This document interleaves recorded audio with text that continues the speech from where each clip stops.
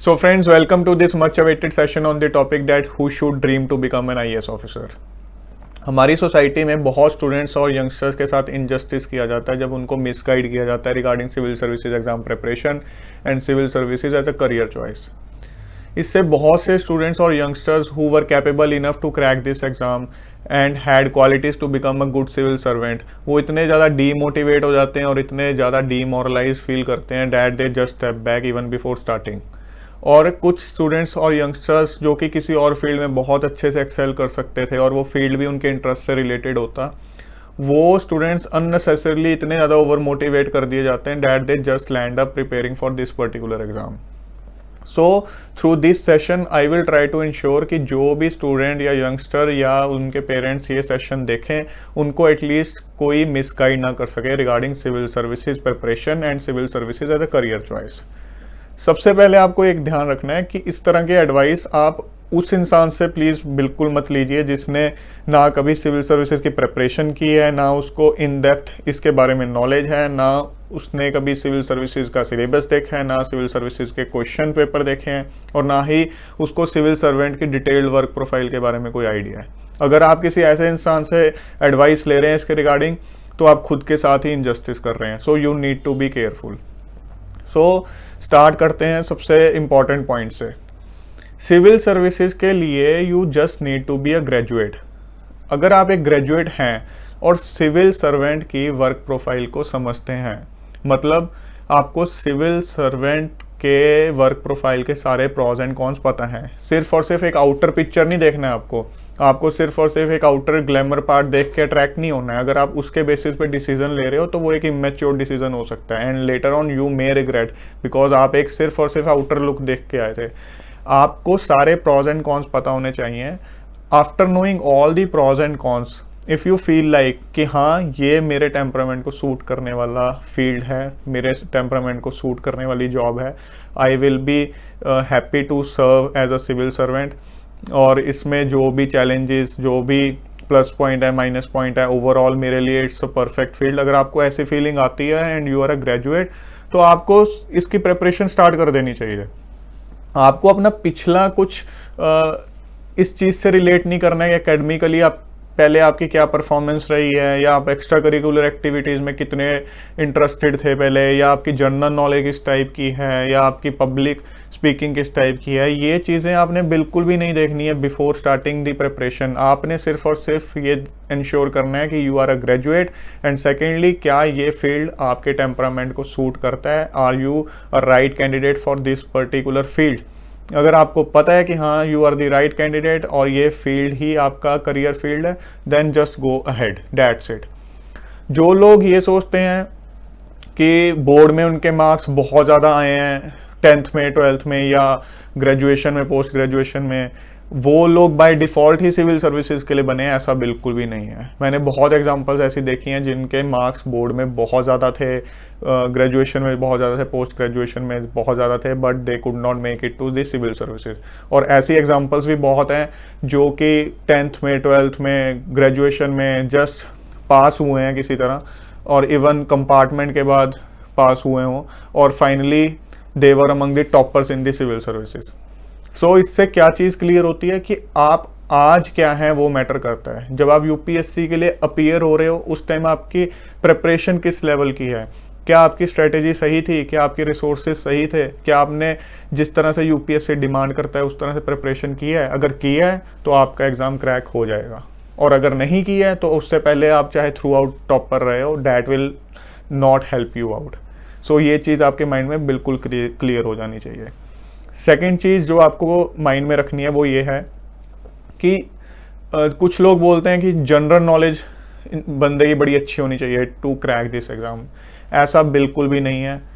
Majority जो हैं, बहुत से कैंडिडेट्स ऐसे हैं जिनकी जनरल नॉलेज पहले बिल्कुल कुछ खास नहीं होती है, नॉर्मल होती है। उन्होंने अभी तक के जितनी पढ़ाई की होती है just like a normal student की होती है, बट जब वो प्रिपरेशन करते हैं तो जितनी जनरल नॉलेज और जितनी जनरल अवेयरनेस चाहिए वो प्रिपरेशन के दौरान आ जाती है, प्रोवाइडेड आपने सही ढंग से प्रिपरेशन की है। और जनरल नॉलेज होना और जनरल अवेयरनेस होने में बड़ा फ़र्क है। यूपीएससी के लिए जनरल अवेयरनेस चाहिए रेदर देन जनरल नॉलेज। अगर कोई इंसान ये बोलता है कि मेरी जनरल नॉलेज बहुत ज़बरदस्त है, उससे एक बार ये पूछना चाहिए क्या जनरल नॉलेज का डोमेन डिफाइन कर सकते हो आप? General knowledge is an infinite domain, जितना मर्जी आप कर लो वो भी कम है। तो अगर आप जनरल नॉलेज के बेसिस पे यूपीएससी की प्रिपरेशन असेस कर रहे हो तो बहुत बड़ी इमेच्योरिटी दिखा रहे हो। यूपीएससी के लिए जो मेन चीज़ मैटर करती है वो ये करती है कि अपार्ट फ्रॉम स्टैटिक पार्ट, जो स्टैंडर्ड टॉपिक्स हैं सिलेबस में, जो आपके नेशनल इंटरनेशनल लेवल के जो भी इवेंट्स हो रहे हैं उसको उनके रिगार्डिंग आपका थॉट प्रोसेस कैसा है, आपका मेच्योरिटी लेवल क्या है, क्या आप प्रॉज एंड कॉन्स दोनों समझ पाते हो, अपना ओपिनियन डिसाइड कर पाते हो, ये चीज़ें मैटर करती है rather than factual general knowledge. So ये चीज़ भी आपको क्लियर होनी चाहिए कि अगर आपकी जनरल नॉलेज अच्छी नहीं थी आज तक, इट डजेंट मैटर। अगर आपको पता है कि मुझे सिविल सर्वेंट बनना ही बनना है, तो जितनी जनरल नॉलेज और जनरल अवेयरनेस चाहिए यूपीएससी के लिए उसकी प्रिपरेशन करो and you can very well crack this exam. पहले वाला पार्ट बिल्कुल भूल जाओ। इसके अलावा जो एक और चीज़ बच्चों के या यंगस्टर्स के माइंड में आती है कि इंग्लिश की राइटिंग स्किल्स बड़ी ज़बरदस्त होनी चाहिए, स्पोकन इंग्लिश बड़ी ज़बरदस्त होनी चाहिए। ऐसा कुछ भी नहीं है। आपकी इंग्लिश बेसिक लेवल की ज़रूर होनी चाहिए, आपकी इंग्लिश ग्रामेटिकली सही होनी चाहिए, दैट्स इट। इससे ज़्यादा आपको कोई एक्स्ट्रा ऑर्डिनरी कोई स्पीकिंग स्किल्स नहीं चाहिए, आपको एक्स्ट्रा ऑर्डिनरी कोई राइटिंग स्किल्स नहीं चाहिए, आपको जस्ट एक बेसिक लेवल की ग्रामेटिकली सही इंग्लिश होनी चाहिए, दैट्स इट। और इन केस आप किसी और मीडियम में एग्ज़ाम देना चाहते हो, आप वो भी किसी भी दूसरी इंडियन लैंग्वेज में भी एग्ज़ाम दे सकते हो, बट जो इंग्लिश का एक कंपलसरी पेपर होता है वो आपको उसमें मिनिमम कट ऑफ क्लियर करना होता है, तो उसके लिए बेसिक लेवल की इंग्लिश आपको आनी चाहिए and that is not a difficult task. मैंने एक सेशन बना रखा है regarding English on this YouTube channel, उसको आप देख लो, उसमें आपको टिप्स मिल जाएंगे कि बेसिक लेवल की इंग्लिश हम कैसे इंश्योर कर सकते हैं अपने। इसके अलावा हैंड राइटिंग को लेके कुछ डाउट रहते हैं। हैंड राइटिंग में भी आपको बिल्कुल घबराने की जरूरत नहीं है, you just need to make ensure कि आपकी हैंड राइटिंग पढ़ी जा सके, दैट्स इट। अगर आपकी बहुत अच्छी है तो that's very good, in case आपकी हैंड राइटिंग अच्छी नहीं है तो बट इतना इंश्योर कर लो कि आपकी हैंड राइटिंग पढ़ी जा सके, एग्जामिनर आपका लिखा हुआ आंसर पढ़ सके, दैट्स इट। अगर वो चीज़ है then you need not worry regarding your handwriting. So ये भी अपने दिमाग से एक मिसकंसेप्शन निकाल दो कि आईएएस बनने के लिए आपको हैंड राइटिंग बड़ी आपकी एक्स्ट्राऑर्डिनरीली ज़बरदस्त होनी चाहिए। इसके अलावा आपको ये भी बिल्कुल नहीं सोचना चाहिए कि आप किस टाइप के यूनिवर्सिटी से आए हो, किस टाइप के कॉलेज से आए हो, क्या फाइनेंशियल बैकग्राउंड रहा है आपका, क्या एजुकेशनल बैकग्राउंड रहा है, कौन सी स्ट्रीम से आए हो, कुछ मैटर नहीं करता है। जब you are preparing for UPSC तो सब के सब, चाहे वो आईआईटीएन हो, चाहे वो एमबीबीएस हो फ्रॉम एम्स, चाहे वो एमबीए हो फ्रॉम आईआईएम, चाहे वो बड़े से बड़े कॉलेज से बीकॉम हो, बड़े से बड़े कॉलेज से बीए ऑनर्स हो, कुछ भी हो, all of you will start from the almost same starting line। तो अपना कंपैरिजन, चाहे आप प्राइवेट कॉलेज से हो, चाहे आप एक अर्बन एरिया से हो, चाहे आप रूरल एरिया से हो, सब के सब आप लोग सेम स्टार्टिंग लाइन से ही स्टार्ट करोगे। सो ये सब चीज़ें, सब फियर अपने माइंड से निकाल दो। अब बात ये आती है कि क्वालिटीज़ होनी क्या चाहिए। सबसे पहले आपके अंदर ऑनेस्टी की क्वालिटी होनी चाहिए। You should be an honest person, you should be an ethical person, you should be a determined person and dedicated person, कि जो सोच लिया, जो करना है उसके तरफ पूरा दिल से, पूरी जान से लग जाना है। You should have a good patience level. Preparation करते हुए भी आपका पेशेंस लेवल बहुत टेस्ट करता है ये exam. You need to be mentally strong, आपके अंदर पेशेंस लेवल अच्छा खासा रहना चाहिए। You need not lose your patience, और ये पेशेंस आपकी सर्विस के दौरान भी काम आएगी। बहुत सिचुएशन ऐसे होंगी जो आपको विद पेशेंस टैकल करनी पड़ेंगी। इसके अलावा you need to be very very hard working. आपको एग्ज़ाम क्रैक करना है, ऑब्वियसली उस टाइम पे भी you need to be a hard working person, और even during your service you need to be a hard working person.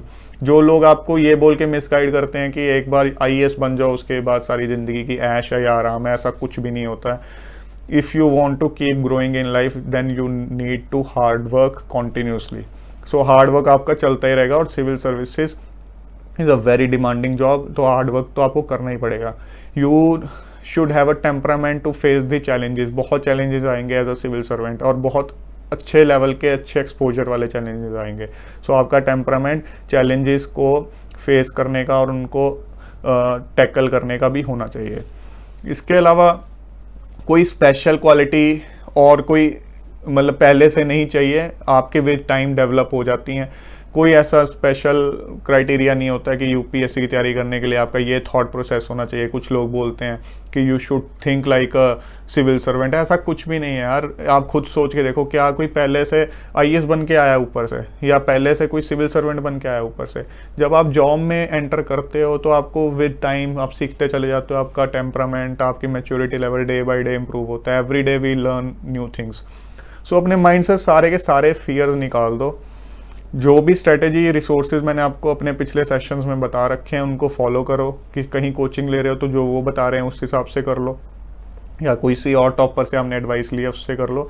लेकिन फालतू के अपने दिमाग में जो आपने इधर उधर से एडवाइस लेके डर बैठा रखे हैं या एक ग्लैमरस पिक्चर देख रखी है, उन सब चीज़ों को साइड रख के क्लियर कट इस चीज़ पे आ जाओ कि आप एक ग्रेजुएट हो, and secondly civil services is a right career option for you. अगर ये दो चीज़ें हैं then just go ahead irrespective of your background, academic background या कोई और बैकग्राउंड, सब कुछ भूल के सिर्फ और सिर्फ इस पर फोकस करके फिर लग जाओ।